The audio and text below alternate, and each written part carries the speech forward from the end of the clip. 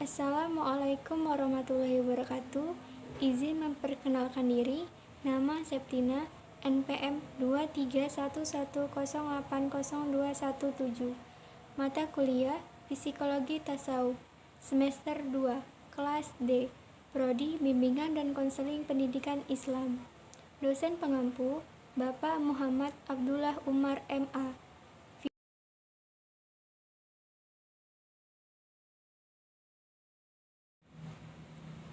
Tugas ujian tengah semester Psikologi Tasawuf. Yang pertama, nomor 1, sebutkan dan terangkan 6 mazhab psikologi yang dijelaskan pertemuan pertama. Jawaban yang pertama, psikologi psikoanalisis. Psikoanalisis merupakan pandangan yang mengaitkan kemajuan di bidang kedokteran. Aliran psikoanalisis ini diungkapkan oleh Sigmund Freud yang merupakan seorang ahli syaraf. Sigmund Freud mengungkapkan teori dasarnya tentang alam sadar dan alam bawah sadar. Alam sadar merupakan apa yang orang sadari sepenuhnya dan merupakan alam nyata. Sedangkan alam bawah sadar merupakan kesadaran semu. Di dalam sadar adalah alam prasadar, yaitu disebut juga kenangan yang ada atau available. Di alam sadar adalah alam prasadar, yaitu disebut juga dengan kenangan yang ada atau available memory yang mudah dipanggil kembali ke alam sadar. Pada alam bawah sadar merupakan kondisi di mana sulit untuk dibawa ke alam sadar. Pada alam di bawah sadar terdapat nafsu dan insting. Menurut Sigmund Freud, kondisi alam bawah sadar merupakan bagian dari dorongan dan munculnya semangat dari dalam diri kita. Behaviorisme. Aliran ini berdasarkan Ivan Fala, yang teorinya dikenal dengan sebutan insting. Insting merupakan kecenderungan tingkah atau perilaku dalam situasi tertentu, sebagai bawaan lahir yang belum ada dipelajari sebelumnya. Aliran behaviorisme merupakan asumsi kejiwaan dan bukannya materi atau objek, sehingga tidak dapat diteliti secara langsung. Humanisme. Abraham Maslow merupakan bapak humanisme yang terkenal dengan pandangannya melahirkan teori hierarki kebutuhan. Humanistik adalah salah satu pendekatan atau aliran dari psikologi yang menekankan kehendak-kehendak bebas, pertumbuhan pribadi, kegembiraan, kemampuan untuk pulih kembali setelah mengalami ketidakbahagiaan, serta kebahagiaan serta keberhasilan dalam merealisasikan emosi manusia. Transpersonal. William James adalah tokoh psikologi transpersonal. Psikologi transpersonal adalah salah satu cabang ilmu psikologi yang mengintegrasikan aspek spiritual dan transendensi pengalaman manusia menggunakan kerangka psikologi modern.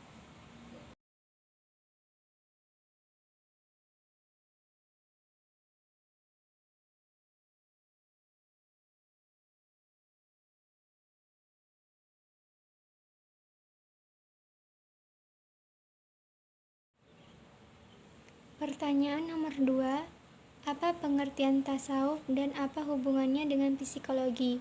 Sufisme, agama, atau tasawuf adalah gerakan Islam yang mengajarkan ilmu cara menyucikan jiwa, menjernihkan akhlak, membangun lahir dan batin, serta untuk memperoleh kebahagiaan abadi. Psikologi dan tasawuf dapat diartikan sebagai suatu ilmu yang membahas tentang kejiwaan manusia dan memiliki peran yang sama, yakni memberi solusi dan mengatasi problematika manusia untuk menjalani kehidupan. Hubungan tasawuf dengan psikologi adalah hubungan antara jiwa dan raga manusia, di mana ketika seseorang melakukan proses penyucian jiwa melalui riyadah, maka akan terjadi proses transformasi diri. Pertanyaan nomor 3. Bagaimana tahap perkembangan tasawuf? Tasawuf muncul setelah zaman Nabi Muhammad SAW.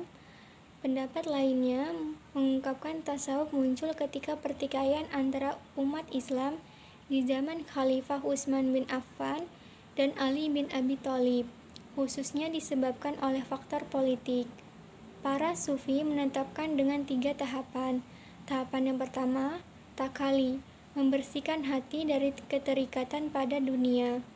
Tahapan yang kedua, tahalli, upaya pengisian hati yang telah dikosongkan dengan isi yang lain, yaitu Allah. Yang ketiga, tajalli, penghayatan rasa ke Allah atau dalam istilah hamka, kelihatan Allah dalam hati. Pertanyaan nomor 4. Apa saja praktek keagamaan dalam tasawuf yang menyimpang dari pelajaran Islam? Yang pertama, mereka membatasi ibadah hanya pada aspek mahabbah, kecintaan saja, dan menyampingkan aspek khauf, rasa takut, dan raja harapan. Yang kedua, orang-orang ahli tasawuf melaksanakan ibadah dengan pedoman bisikan jiwa dan perasaan mereka, dan ajaran tarikat bid'ah, berbagai zikir dan wirid yang mereka ciptakan sendiri.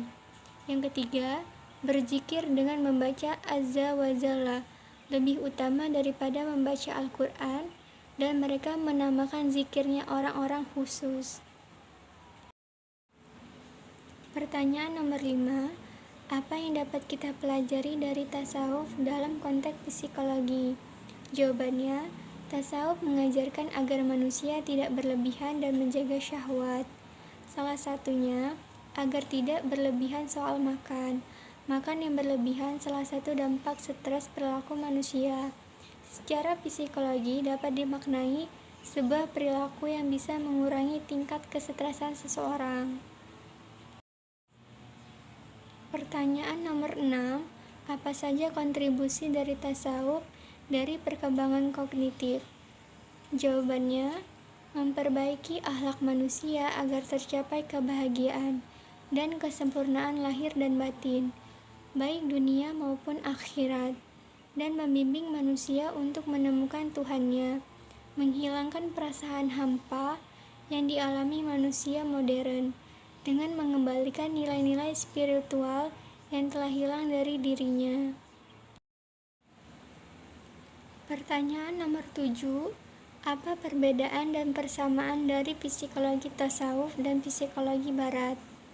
Perbedaannya, psikologi sufisme atau tasawuf menekankan bahwa tujuan jiwa manusia paling utama adalah mencapai tingkat tertinggi dalam keimanan dan ketakwaan kepada Allah Subhanahu wa Ta'ala.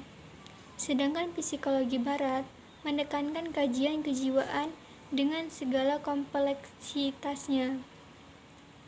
Persamaannya, sama-sama membahas tentang perubahan yang ada pada manusia dari pemikiran dan tingkah laku manusia. Pertanyaan nomor 8. Bagaimana tasawuf dapat mempengaruhi kesejahteraan mental dan gangguan mental? Jawabannya, akibat-akibat buruk yang akan ditimbulkan oleh sikap, sifat, dan perilaku yang tidak sehat secara psikologis dalam perspektif Islam adalah padamnya dan lenyapnya nur ilahiyah yang menghidupkan kecerdasan-kecerdasan hakiki dari dalam diri seorang hamba, sehingga ia sangat sulit melakukan adaptasi, baik dengan lingkungan vertikalnya maupun lingkungan horizontalnya. Indikasi-indikasi yang menandakan terganggunya kesejahteraan mental dan gangguan mental, seperti jiwa kehilangan power dan energi untuk mendorong melakukan perbuatan dan akal pikiran karena kehilangan energi untuk menurunkan, dan lain-lain. Seperti jiwa kehilangan power dan energi untuk mendorong melakukan perbuatan dan akal pikiran telah kehilangan energi untuk merenungkan. Pertanyaan nomor 9. Bagaimana ciri dari orang yang jiwanya sehat dan jiwa orang yang sakit jiwa? Jiwa orang yang sehat mampu menghadapi situasi, mampu mengatasi kekecewaan dalam hidup, puas dengan kehidupannya sehari-hari, mempunyai harga diri yang wajar, menilai dirinya secara realistis, tidak berlebihan dan tidak pula merendahkan. Jiwa orang yang jiwanya sakit, perubahan suasana hati, perubahan perilaku, gangguan tidur, perubahan pola makan, kesulitan berkonsentrasi, pikiran dan persepsi yang tidak wajar, isolasi sosial, perasaan putus asa atau pikiran bunuh diri.